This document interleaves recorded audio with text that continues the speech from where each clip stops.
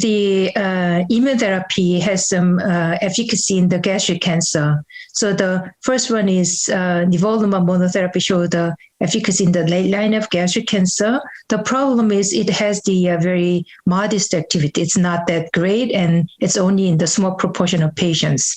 And also, if we just treat the patients with immune checkpoint inhibitor or the IO monotherapy, some of the patient has a problem with early progressor or primary resistance to immune checkpoint inhibitor monotherapy. So that is the reason why we need a combination.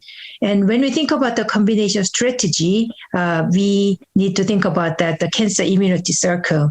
So it started with a chemotherapy combination, which is making release of cancer antigen. And it has been already shown that very good response with the chemotherapy and IO inhibitor in the first line, which is CheckMate649 and also the Orient study, 16 study.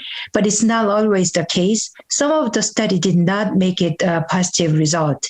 So that means it's not just a combination. There must be some of a proper patient population, subgroup of patients, and proper combination partner. And also the study designs are very important. And then next part is a combination with IO-IO. So PD-1 inhibitor and the anti-CTLA-4 has been tested also in gastric cancer. But until now, the combination did not show the benefit. The problem is the higher toxicity in the CTLA-4 inhibition in the gastric cancer. So now we are moving to proper dose and the schedule of those IO-IO combination in the coming study. The next part is angiogenesis. That is very important in the gastric cancer. So inhibition of angiogenesis with combining it with immune agent has been showing the very good response, not only in the gastric cancer, but also other tumors.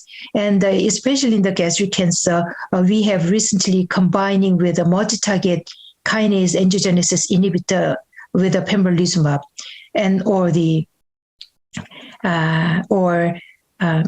Nivolumab. So Regorafenib and the Nivolumab combination, or Lenvatinib and the Pembrolizumab showed a very good potential signal in the gastric cancer. So now it's time to move to show the confirmatory result in this combination in gastric cancer.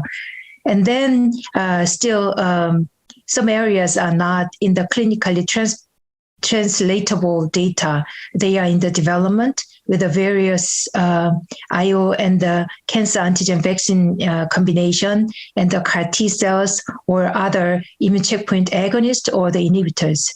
So this is a very good, important area and also the important era for the gastric cancer treatment, including IO treatment.